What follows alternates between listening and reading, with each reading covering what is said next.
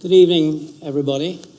Once a year, the Provost of Gresham College, which is the office I'm proud and delighted to hold, gives a lecture. And quite by chance, the lecture was scheduled long ago for the exact anniversary of the Battle of Waterloo, the 200th anniversary, which is today, shown here in a later painting by the Victorian artist William Holden Sullivan. So in this lecture, I want to explore the causes, courses, and consequences of the battle. Why was it fought? Who fought it? Who won? And why? And how important was it? Well, to the Daily Mail, and probably to many others in the country, the answer to these questions seem so obvious as hardly to merit discussion. It was a battle in which the British, led by the Duke of Wellington, bashed the French, led by the Emperor Napoleon, and thus brought his dream of a European dictatorship to an end in a decisive moment of world history. Well, the next three-quarters of an hour or so, I want to persuade you that every single one of these statements is wrong. The British did not bash the French, the Duke of Wellington did not defeat the Emperor Napoleon, and the battle was not a decisive moment in world history. Okay, so let's start with the background. Of course, it starts with this man. Who was Napoleon Bonaparte? Well, he was born in Corsica in 1769, became a leading commander in the armies of the French Revolution, defeating the military might of the Habsburg Empire, the leading power among the enemies of revolutionary France. His success as a general gave him huge political influence, which he used in 1799 to stage a coup d'etat in France, then in 1804, to proclaim himself Emperor of the French. And in a long series of brilliant military victories at Ulm, Austerlitz, Jena, Auerstedt, seen here in a painting by the contemporary French artist Horace Vernet, at Friedland, Wagram, and others, he defeated the successive coalitions of different powers put together by the Austrians to try and stop him. And he established his domination over the whole of Europe. He redrew its map. He prompted the abolition of the 1,000-year-old Holy Roman Empire, establishing his relatives or his marshals on a whole range of thrones of half of Europe. He beat the leading German states, Austria and Prussia, into submission. And in the process, the boundaries of France were extended far to the east till they included huge chunks of western Germany and northern Italy. You can see Napoleon at his height there. You can see the French France actually now goes to the borders of Denmark. It includes Hamburg and Bremen. It goes down there, includes large bits much further south. Then these are kind of light blue bits are client states of the French. So that's in 1810. Well, while he was almost continuously victorious on land, he met with a series of defeats at sea against the British, who fought the French Empire across the globe, as indeed they had the Kingdom of France through most of the 18th century, from India to Canada. Battle of Trafalgar in 1805, seen here in a painting by Turner, enabled the British to establish a stranglehold over the continent with a naval blockade, while Napoleon riposted with his continental system, which is aimed at denying Britain access to continental European markets and sources of supply. It was the Russian Tsar's Alexander I's refusal to stop trading with the British that provided the trigger for Napoleon to lead the Grand Army, 680,000 strong, into Russia in 1812. Victories at Smolensk and at Borodino, the bloodiest battle of the entire Napoleonic Wars, memorably, of course, described in Tolstoy's War and Peace, failed to bring the decisive victory Napoleon was looking for. The Russians extricated themselves, they retreated, and they avoided further major encounters. They burnt Moscow to the ground, denied the Grand Army the quarters and supplies it so badly needed as winter came on. Napoleon was forced to retreat, as shown in the German artist Adolf Norden's later painting, losing men to hypothermia, typhus, starvation, and guerrilla raids by the Cossack cavalry, who harassed the retreating French mercilessly as they marched back towards Central Europe.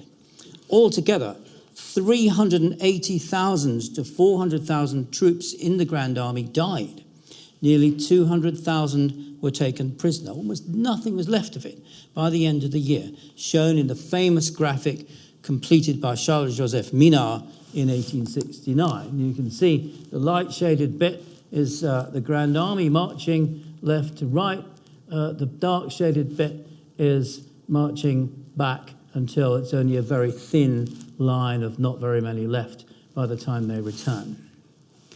The retreat from Moscow, the destruction of the Grand Army, provided the trigger for the Austrians to put together a sixth coalition of European powers, and the first to include all the major states. Among them, Russia, Prussia, Britain, Spain, now largely liberated from Napoleonic rule by the military victories of the British expedition led by Wellington and by guerrilla action by Spaniards. Sweden, Portugal, a number of minor German states. You can see the red bits are the coalition. In practice, most of Spain belonged to it as well. Now, after a series of encounters, the Sixth Coalition's army, about 800,000 men in total, confronted Napoleon, who raised a new army of 600,000 strong. It was a series of bloody but inconclusive engagements, but 430,000 Allied troops converged on Leipzig, where they heavily defeated Napoleon's force of 191,000, so much smaller, less than half the size, in the Battle of the Nations, which was the largest military engagement in Europe before the First World War. That's the Battle of the Nations, and around Leipzig you can see Napoleon is basically blocked in.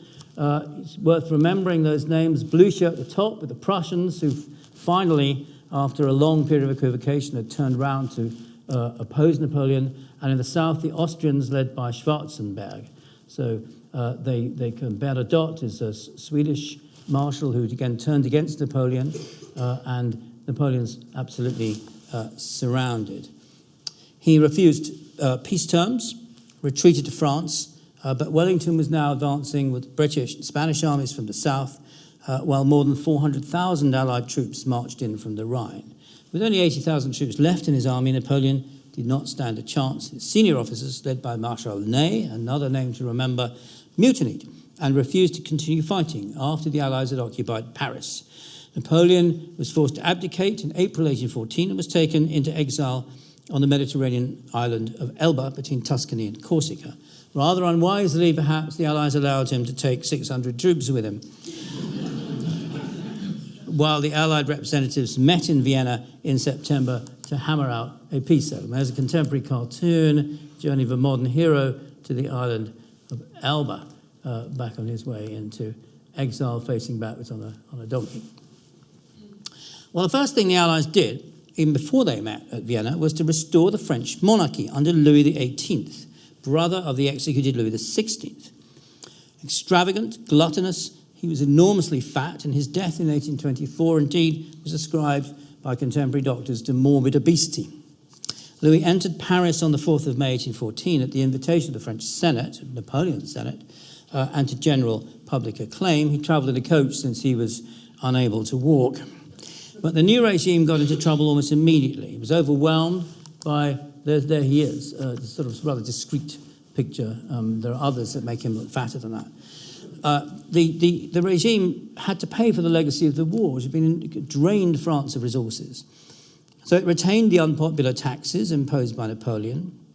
It imposed cutbacks in expenditure on the army. It disbanded half its men and put 12,000 officers on half pay, creating, of course, serious discontent among those affected. You remember, France had been almost continuously at war since the early 1790s. So a lot of these men had spent their entire adult lives as soldiers. They knew nothing else. They had no other career. Louis XVIII alienated liberals by reimposing censorship after decades of impassioned debate, from the French Revolution, even before it, onwards. And Louis XVIII, rejected the constitution voted through by Napoleon's last Senate after it had formally deposed the emperor, and had it publicly burned in a Paris square because he didn't accept that his royal authority derived from an implicit contract between the king and the people. It came, he said, from divine right. He was granting the French people their rights of his own free will.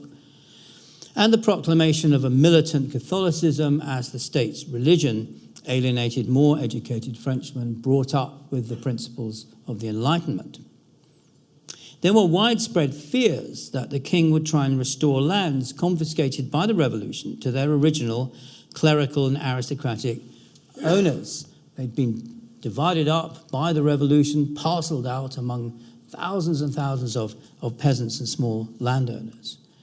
The aristocrats, in fact, came back from exile and started behaving with rather ill-advised arrogance towards their former subjects. At 59 years of age, having grown up in the French court at Versailles before the Revolution, Louis XVIII was an intransigent figure. He abolished the universal male suffrage introduced by the Revolution. He refused to fly the tricolore and replaced it with the royal fleur-de-lis as the official flag. He refused to recognize the Légion d'honneur instituted by Napoleon. He counted 1814 as the 19th year of his reign. When a courtier told him in 1814 of Napoleon's abdication and said, "Sire, you are King of France," he said, "Have I ever ceased to be King of France?" And the court rituals, titles, ceremonies of the Ancien Régime came back in their full pomp. So he quickly became unpopular, especially among public servants of the revolutionary and Napoleonic periods, who considered him, apart from anything else, incapable of filling Napoleon's boots, as in this slightly later cartoon. After several months on the Isle of Elba, Napoleon began to realize that the restored monarchy was losing support. The Allies were starting to quarrel with one another at the Congress of Vienna. The return of thousands of his troops from captivity in Russia and Germany, along with the discontent of masses of his former soldiers, provided a fertile recruiting ground from which to build a new army. On the 26th of February 1815, as the British and French guard ships were away, he slipped off the island with his troops. There he is embarking on the journey, scene painted by Joseph Baume. He landed near Cannes, and he travelled across the Alps. He didn't go straight north because the whole of the southern area is a hotbed of royalist sentiment. So he went round by the Alps, entered southeastern France. His return triggered an outburst of popular sentiment in favour of preserving the legacy of the revolution. Meeting a detachment of royalist troops, he stepped forward, pulled open his jacket and said, "If any of you will shoot your emperor, shoot him now." They rushed over to join him. Louis XVIII sent one of Napoleon's greatest and most famous marshals, Marshal Ney, to put down the rebellion. Declaring that Napoleon was a madman who should be put in a cage, Ney led a force of 6,000 troops southwards. But when he saw the former emperor, his resolve melted, and he too went over to his side with his troops. And this was, I think, the decisive moment in what became known as the 100 Days. Louis and his court prudently withdrew to the Netherlands. On the 20th of March, 1815, Napoleon entered Paris to a rapturous welcome, just as Louis XVIII had entered Paris not a few months before. Now, in the south, Louis XVIII's nephew, the Duc d'Angoulême, seen here in a contemporary portrait from the studio of François-Joseph Casson, raised a militia of 100,000 men and set up, in effect, a kind of independent or autonomous royalist state. He was in the end forced to leave, but his supporters re-emerged later on to instigate a very violent white terror against the former emperor's supporters. Demonstrations of support for Napoleon from Parisian workers alienated many bourgeois notables. The emperor faced serious hostility amongst the clergy. In areas like the Vendée and Brittany, traditionally royalist, he couldn't win much support. So it wasn't the whole of France by any means who supported Napoleon's return. It was particularly amongst his former soldiers who were angered by the mass dismissals and the economy measures imposed by the restored monarchy that he was popular. I only have the people and the army up to captain level for me, he remarked. The rest are scared of me, but I can't rely on them. And I think really his arrival exposed the deep divisions in French society left by a quarter of a century of revolutionary conflict. Well, conveniently all assembled in one place at the Congress of Vienna, the Allies immediately declared Napoleon to be an outlaw, beyond the pale of civil society, the declaration put it, penned by his former foreign minister, Talleyrand, who had prudently switched sides. Anyone who could thus murder him without fear of prosecution. It was legal to shoot him. Louis XVIII remained the legitimate, internationally recognized head of the French state. The Allies now formed a seventh coalition, the last one, in which Britain, Austria, Russia, and Prussia each promised to raise 150,000 troops. That's 600,000 troops, and undertook not to make a separate peace with Napoleon. Altogether, 16 states joined the coalition, including Spain and Portugal, Sweden, Switzerland, Sardinia, Tuscany, the two Sicilies, Hanover, Brunswick, Nassau, and of course, the Kingdom of France. Within a short space of time, they had nearly 1 million men under arms. 250,000 Russian troops began the long march westwards towards France. The British were unable to raise a large force because a great proportion of their army was still in North America, having burned down the White House in 1812 in the war against the United States. But the British made substantial sums of money available to the other coalition powers to pay for troops, ammunition, pay, and arms supplies, and so on. Well, for his part, of course, Napoleon realized that this was going to happen, so he tried to assure the Allies of his peaceful intentions. His emissary, Fleury de Chaboulon, told the Austrian representative at a secret meeting at the Three Kings Inn in Basel, "The only leader we want is Napoleon, but not the conquering, ambitious Napoleon, but Napoleon tamed by adversity." As a compromise, the Allies, who were already disillusioned with the tactless and politically incompetent Louis XVIII, offered to place Napoleon's son on the throne with Napoleon as a regent. But he was only encouraged by this. "These gentlemen," he said, "are starting to come round since they're offering me the regency," he told his entourage. "My firmness is making them respect me. In a month, I'll no longer fear them." And I think his intransigence at that point, in the end, was to prove his undoing. The secret negotiations were broken off. The Allied armies continued to be mustered and got ready to march. The Russians continued to move towards Central Europe. Now, Napoleon was no longer the vigorous and healthy man he'd been in his heyday. Fleury, his emissary in these talks, told the Austrian representative, "The former emperor has become fat and flabby, heavy and sluggish. He sleeps a great deal, and he realizes what he needs now is peace and quiet." Not terribly plausible. It was, of course, designed to reassure the Austrians that he was less of a threat than they feared. And whether he was actually suffering some kind of illness, which has been widely debated in the literature ever since, he's certainly not lost his former drive. Within weeks, he mustered nearly 250,000 men. As the provincial administrators, mostly appointed by him, did their job of recruitment as before. As veterans, including those many who'd come back from imprisonment in Germany and Russia, disillusioned with the bourgeois restoration, rallied to the tricolor. Now, Napoleon left a substantial portion of these troops to guard the French capital and large forces to prevent royalist insurrections and Allied invasions in the south and west. That's Napoleon not looking very happy or very particularly well, contemporary drawing. Now, as you can see here, now where are we? There's Paris, so he leaves some troops there. He's got to leave some troops in the west, because it's a heavily royalist area. He's got to have troops along the Rhine, because there's an enormous army led by Schwarzenberg, the Austrians, gathering on the right bank of the Rhine. He's got to leave some more down south. So he's dispersing these 250,000 forces and forming them into military groups. He's got other forces facing him up in the north, and another one up there. So he's only got a portion of his total force under his command when he advanced with the rest, with what's left to meet the Allied armies drawn up between Paris and Brussels. So you can see Allied armies are massing up there.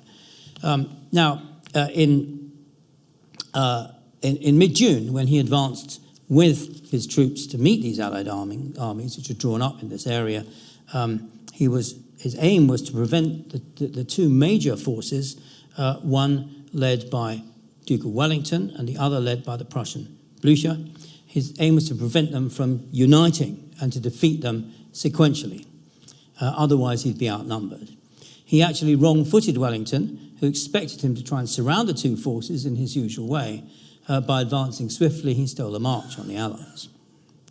Now, the first of these two Allied armies was an entirely Prussian force, commanded by Field Marshal Leberecht von Blücher.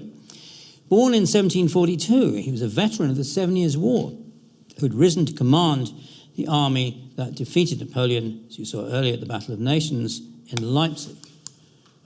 There's old Blücher beating the Corsican big drum, beating him, that is, at the Battle of the Nations at Leipzig, in a rather enjoyable cartoon. It's a victory for which he received the title of Prince from the Prussian king. Blücher was famous for his impetuosity and daring. He was known popularly as General Forwards, General Vorwärts. A lifelong soldier, he played a significant role in reforming and restructuring the armies in Prussia after they were defeated so heavily by Napoleon at Jena and Auerstedt. He was a leader of the so-called Patriotic Party in Prussia, an impassioned advocate of war against the French at a time when Prussia in 1812-13 had not made up its mind. Blücher's force in 1815 numbered about 90,000 men, but a third of them consisted of poorly trained militia, and a substantial contingent of Saxons had mutinied and been sent home even before the campaign began. Guns, ammunition, equipment were in short supply. They were still being delivered to him during the campaign. Blücher failed to get a substantial part of his army under General von Bülow up to the front in time.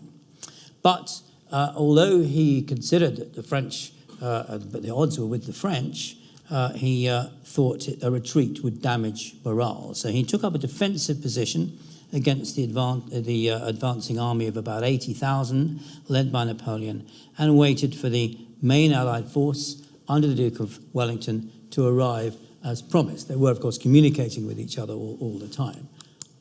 Now there you can see the Battle of Ligny, a rough indication there of the French versus the Prussians, the first battle of the Waterloo campaign.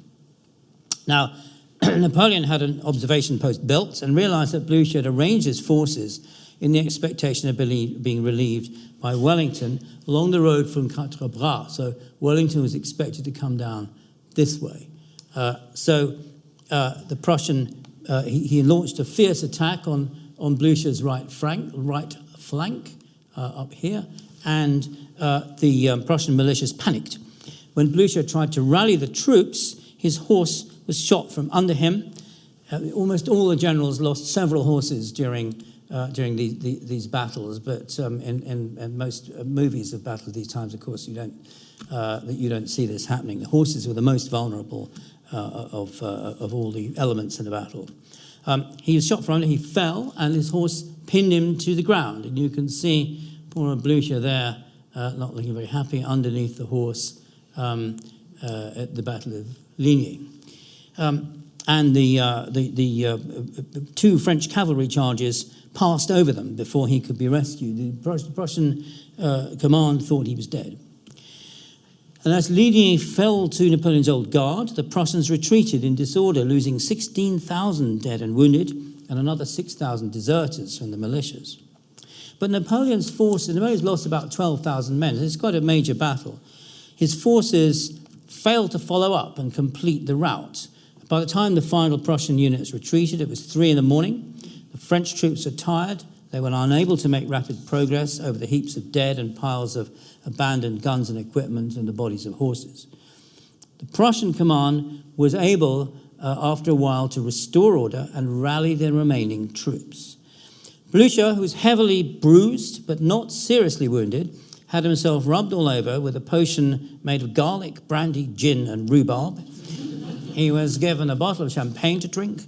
He put his uniform on and arrived at headquarters just as his second-in-command, Gneisenau, was starting to organize a retreat, as Napoleon expected them to do. As he roughly embraced his English liaison officer, Hardinge, you can imagine the poor man wincing because he just had his arm amputated. Blücher shouted, "Ich stinke, ha-ha, I stink, and resumed command, ordering his army to carry out the original plan of getting together and uniting with Wellington's force.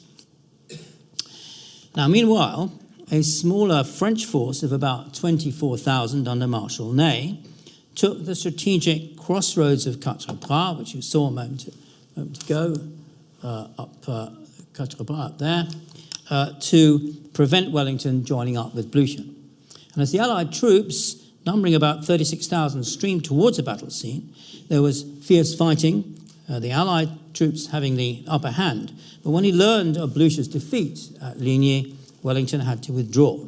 Each side lost around, you can see up there, it's a bit clearer map there, there's Quatre-Bras. Wellington comes down here, but he's blocked by, after the French victory, Blücher sort of going up that way, and Wellington then has to turn around and go back. Each side lost about 4,000 soldiers in the encounter. Now these are the battles in relationship to one another. Okay, there's Ligny, there's Quatre-Bras, and there's Waterloo. So it all takes place very much in the same kind of area. The French stream up this way, beat the Prussians back, they have to go away. They beat the British back, and it all moves up from here up to there. Realizing the Prussian army had managed to regroup and had not dissolved as he'd expected, Napoleon sent 33,000 men under Marshal Grouchy to pursue it. Blücher left a rear guard of 17,000 in a defensive position at Wavre under General Thielemann, while he set off to join Wellington with his main force of 72,000 Prussians. And the fierce fighting, you can see Wavre is there. So the Prussians are coming up. Napoleon leaves a second, they retreat in that direction, take a stand there. Napoleon sends Marshal Grouchy there to try and beat them. So he's split his main force into two lines. The fierce fighting throughout the afternoon of the 18th of June, 17,000 Prussians held off Grouchy's 33,000 Frenchmen long enough to prevent them from joining Napoleon's main army. So the Frenchmen were ordered to to go and join the main army. And in fact, even before that, one of the junior officers said, just march towards the sound of gunfire. The famous soldiers are always saying that.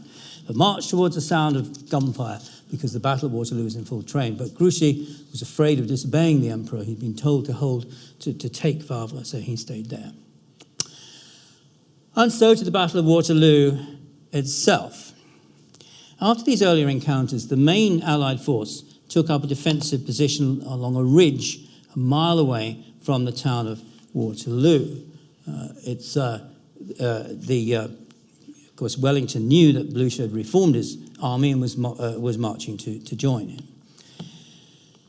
Duke of Wellington, Arthur Wellesley, born in 1869, so in his mid-50s, was a professional soldier. He'd fought in India and the Netherlands before, in 1808-9, taken charge of British forces in the Iberian Peninsula, which at that time was occupied by the French. Now, Wellington was essentially a defensive commander. He was famous for developing a method of defense where you kind of occupied a ridge and you put most of your soldiers behind it to avoid the enemy gunfire and then pop out when things get difficult. Sort of flexible defense. He made very slow progress in the peninsula against a series of armies led by Napoleon's marshals before defeating them at the Battle of Vittoria in 1813, which opened the way for him to enter France. This is the occasion not only for his elevation to a dukedom, but also for Beethoven's Battle Symphony, which is written for a mechanical orchestra as possibly his lucrative and certainly his worst composition. After Napoleon's defeat and exile to Elba, Wellington was made British plenipotentiary at the Congress of Vienna. But they sent him off to take command of the Allied forces in what is now Belgium with the aim of defending Brussels against Napoleon. Now, it's important to realise that the army Wellington commanded at Waterloo was not a British army. Out of 68,000 troops, only 25,000 were British. The rest of the army was made up of 6,000 troops from the King's German Legion and 11,000 Hanoverians. Both of these forces, of course, consisted of German subjects of King George III, who was also King of Hanover, as British kings had been since 1714. There were 17,000 Dutch troops. There were 6,000 more Germans from the Duchy of Brunswick and 3,000 from Nassau. So you add them all together, there's more German than British troops in Wellington's army. 26,000 is against 25,000. It's an allied force. It's a force of the Seventh Coalition of the European powers against Napoleon. Now, against them, Napoleon could pit about 73,000 men. He outgunned Wellington by 252 guns to 156. He had 14,000 cavalry against Wellington's 11,000. The best British troops, veterans of the Peninsular Campaign, were in America. Wellington said, "I have an infamous army, very weak and ill-equipped, and a very inexperienced staff." By contrast, Napoleon's troops were mostly battle-hardened veterans. "Wellington's a bad general," Napoleon told his marshals. "The English are bad troops. This affair is nothing more than eating breakfast." Wellington, of course, knew that Blucher was marching to his aid. There was constant messages going backwards and forwards. So his task was to hold the line until the Prussians arrived. It's the sort of thing he did best, and this would then, when they came, give him a decisive numerical advantage. Napoleon's task was to break the Allied line before this happened, either forcing the Prussians to retreat or enabling him to turn on them after defeating the Allied force under Wellington with his numerical superiority. Still thinking that the Prussians were continuing to gather their strength together, he thought it would take them 2 days before they could arrive. And in any case, Grouchy, with his force, could handle them. So Napoleon wasn't concerned about the delay occasioned by his observation that the ground in the early morning was dangerously soft. So he waited until well after 10, indeed even later than that, to launch his assault. It didn't really get going until later than that, and this hesitation, I think, was to cost him dearly. Napoleon's battle plan was to force Wellington to pull in his reserves by attacking Hougoumont Farm before General d'Erlon rolled up the line from the left. But as the fighting around the farm became fiercer, so it became more important. Both sides threw in more troops. There's Wellington, and there's the disposition of the troops. Now you can see here you've got the French. There's d'Erlon there commanding that wing. You've got the ridge. This is an escarpment, a ridge, and Wellington's doing his usual thing of putting most of his troops just behind it, keeping the cavalry, those crosshatch ones, in reserve, the French cavalry in reserve till they're needed. And the idea of Napoleon is to get up there, roll them up from the right. Now, but they get stuck on Hougoumont Farm, which is there, I think.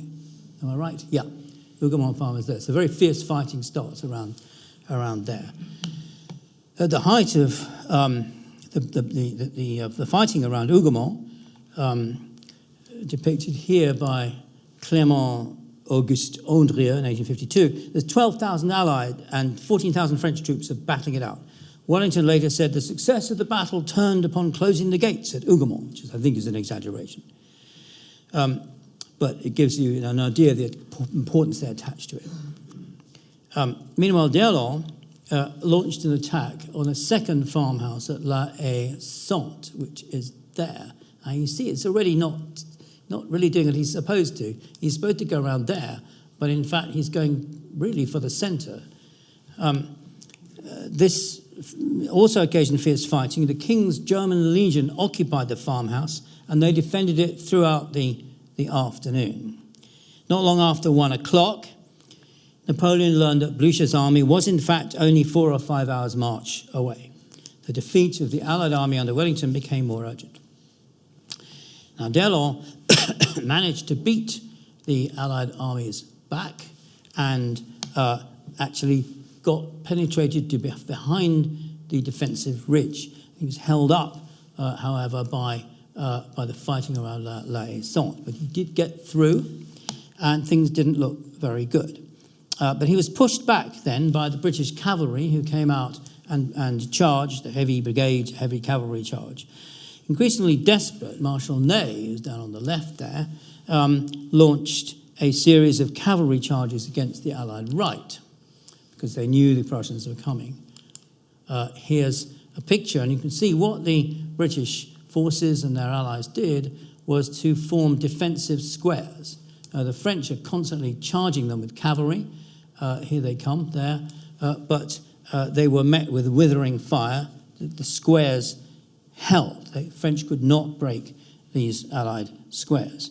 And when they did overrun the Allied guns, they failed to spike them, so they could simply be reoccupied by the gunners, who of course retreated within the squares. When the French went away, they could simply come out, man the guns again, and fire on them. Wellington was trapped in a square from which he couldn't really see what was going on, and La Haye-Sainte at 7 in the evening fell. The French forces went up into the Allied centre, they brought up the guns, and they opened fire on the squares from above. So things started to look extremely bad for Wellington's force. But 7 o'clock in the evening was too late. The first Prussian units under Bülow, remember his army had been separated from Blucher's army and was relatively intact and fresh. They'd begun to arrive on the eastern side of the battlefield about 4:30. D'Erlon had to redeploy his forces to deal with them. So essentially he had to, if the Prussians started coming in here, D'Erlon had to sort of reform like that. And the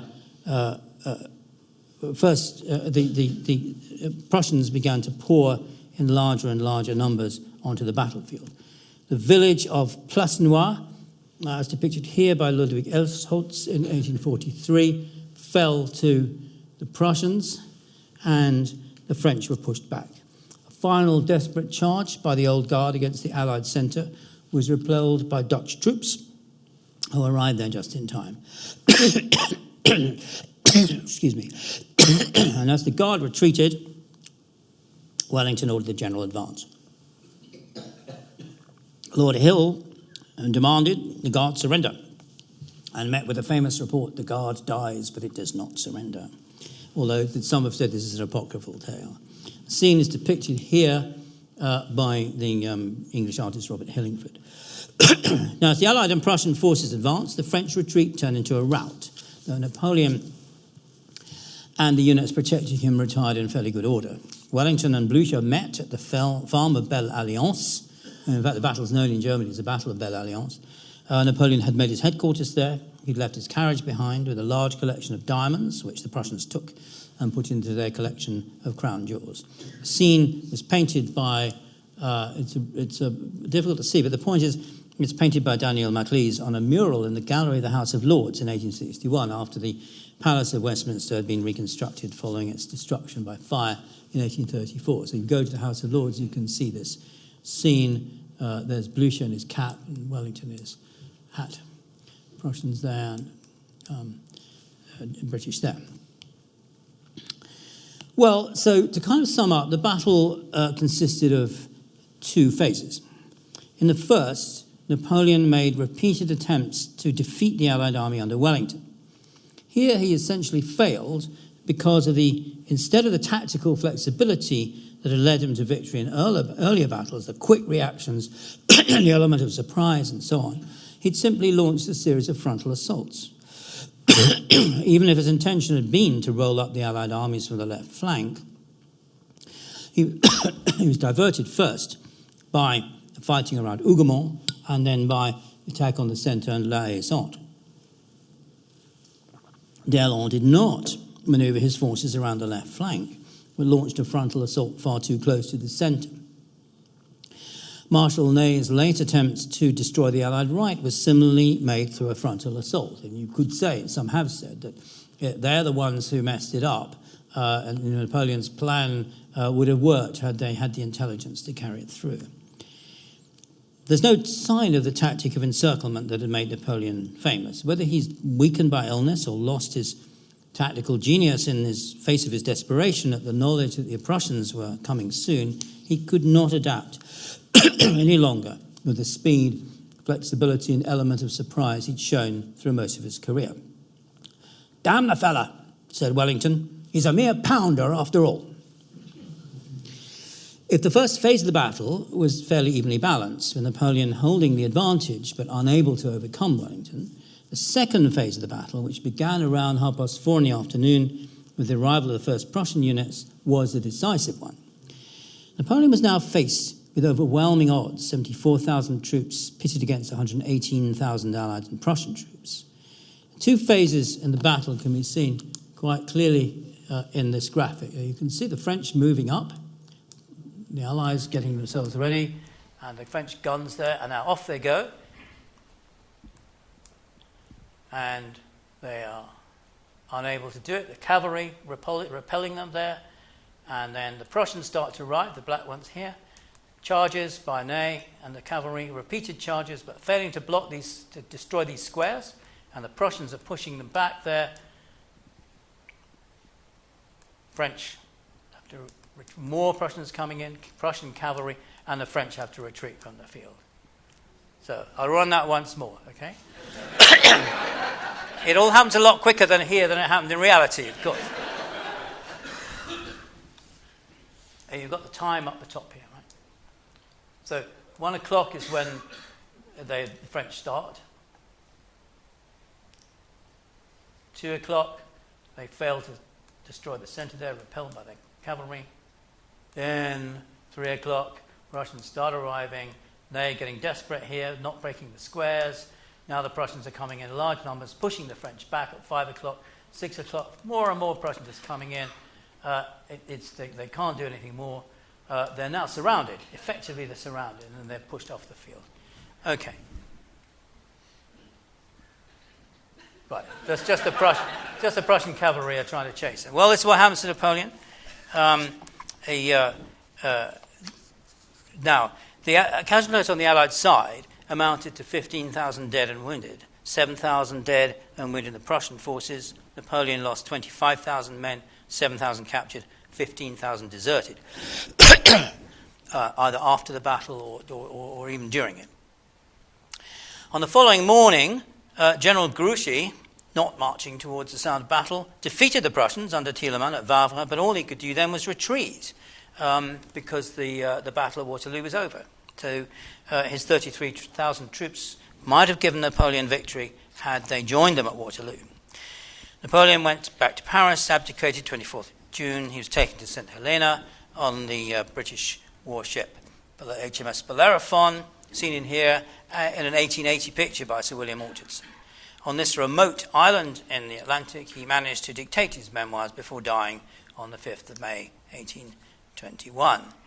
And as a the main other victim, as it were, was Marshal Ney, whose treachery in going over to Napoleon's side when he was supposed to defeat him at the beginning of the 100 Days was not forgiven by Louis XVIII, and he was condemned for treason and shot. How decisive was the Battle of Waterloo? Well, certainly it finished the Napoleonic dream, but had Napoleon proved victorious, he'd still have needed to deal with Schwarzenberg's 200,000 strong army encamped on the other side of the Rhine and beginning to launch an invasion of France. The Contemporary cartoonist Cruikshank indeed portrayed Napoleon, Corsican shuttlecock, being batted backwards and forwards by Blücher and Schwarzenberg in a kind of game of badminton. So he's really trapped between the two armies. Then there's a Russian force of 250,000 men marching in from the east. By the time of Waterloo, they'd reached central Germany, and they would have reached the French border in a few weeks after that. And there's another army threatening Napoleon from northern Italy. So the odds are overwhelming. Sooner or later, the European powers gathered at Vienna would have defeated him. So in that sense, the Battle of Waterloo was not an all-or-nothing encounter, and it's rather misleading to claim it prevented Napoleon from re-establishing his empire and launching a fresh bid to conquer Europe. That was not going to happen. But what had the real effect was Napoleon's ability to raise such a large force in such a short time. The fact he almost defeated the Allied armies under Wellington. It's the nearest run thing you ever saw in your life, as the Duke said. From now on until the middle of the 19th century, the major allies, Russia, Austria, Prussia, and Britain, established a system of international relations, the Concert of Europe, in succession to the Seventh Coalition, to prevent the recurrence of anything like the French Revolution or the Napoleonic Wars. The Congress of Vienna imposed harsher terms on France than it had proposed when it first convened. Periodic international congresses met to regulate international relations. Here's the Congress of Verona, for example, in 1822. Uprisings and revolutions were to be crushed by concerted international action, as they were in Italy and Spain in the 1820s. There's actually armies going into those countries to restore monarchs who had been deposed in a revolution. So in this sense, the defeat of Napoleon did not prevent authoritarian rule over Europe. It established it. It crushed rebellion, and there's a system of policing that tries to stop revolutionary outbreaks. The peace was restored then. There's no major wars in Europe for a century till the outbreak of World War I in 1914. There are limited conflicts, limited in the number of countries that are engaged in them, limited by time, limited by aims. The Crimean War, the wars of German unification, Italian unification. It's not the Battle of Waterloo that creates a general peace in Europe until 1914. What's decisive, actually, is the British elimination of the French global empire over the course of the Napoleonic and Revolutionary Wars. There was no chance of a re-emergence of a Napoleonic-style global empire. The French had been defeated in North America and India. It's Britain's command of the seas throughout most of the 19th century that really guarantees. There's another Battle of Trafalgar by Clarkson and Stanfield, 1836. So European states are not going to be embroiled in a worldwide conflict as they had been in the 18th century. Not until the emergence of other global empires and the rise of a rival European power with global ambitions, Germany, at the end of the 19th century, did this situation look as if it's going to change. So between them, the Concert of Europe and the British domination of the seas ensured that the 19th century was a century of peace. Napoleon's legacy proved to be rather different. To some, he appeared as a mere dictator and warmonger, but everywhere he ruled, he replaced custom and privilege with the rationality and uniformity of bureaucratic efficiency. While his armies rampaged across Europe, his bureaucrats moved in behind, reorganizing, systematizing, standardizing. Local and regional jurisdictions were swept away. Church and seigneurial courts were removed. In all these areas that he conquered, the Napoleonic law code replaced existing, often centuries-old tradition-bound laws and ordinances, introducing key elements of equality before the law. Property rights were guaranteed wherever the code applied, as they had not been in many areas. Serfdom was swept away. The code proclaimed many ideas of the French Revolution, including the freedom of the individual, as Napoleon himself proclaimed in his testament: equality of opportunity, career open to the talents, rule of reason. The early 19th century painter Jean-Baptiste Moses's portrayal of Napoleon writing the civil code, crowned by the allegory of time, says something, I think, according about the importance accorded to these measures in France and more generally in Europe after 1815. Weights and measures were to some extent standardized, internal customs tolls abolished, guilds removed, restrictions on labour swept away, and so on. So everywhere Napoleon brought change, and as he departed for St. Helena, it was clear much of it could not be reversed. He left behind a political legend that quickly developed into a potent myth, encouraged by his own, whether genuine or not, turn to liberal ideas during the 100 Days. Very much aware of the weakness of his situation, he went to some lengths to reassure the world that his dreams of conquest were over, he'd respect the rights and liberties of the citizen, and so on, and continued the same vein in writing before his death in 1821. Here's his death mask. In subsequent decades, the legend of the liberal emperor gained still further in potency. During his life, remarked the writer Chateaubriand, the world slipped from his grasp, but in death he possesses it. In France, Bonapartism came to stand for patriotism, universal mandate suffrage, sovereignty of the nation, institutions of an efficient, centralized administration that dealt equally with all citizens, the periodic consultation of the people through plebiscites and referendums, an implicit contract between Frenchmen and the state that provided social order, political stability, national pride. The image of Napoleon was celebrated in countless popular stories and cheap pamphlets, folk songs, paintings, sculptures, old imperial coins, tobacco boxes and trinkets, scarves and caps, even in children's sweets, chocolates or boiled sugar confections made in the shape of the emperor, or bonbons with wrappings with Napoleon's symbols. Men cultivated extravagant moustaches to advertise their admiration for the Grand Army's magnificently bewhiskered old guard, and wore violets or red carnations in their buttonholes in defiance of the ban imposed on the imperial colours by the French monarchy. So Napoleon, one of his legacies, was an enormous wave of kitsch that swept across France after his death. But the cult of Napoleon stood for many people outside France for the achievements of the Revolution, translated into purposeful reform after the excesses of the terror in the early 1790s. Irish Republicans, Polish nationalists looked to Napoleon for inspiration in their political struggles. In Armenia, a potent and widespread legend idolized the mythical figure of Bonapartism, who conquered the world, destroyed Russia by fire, and strangled the Pope.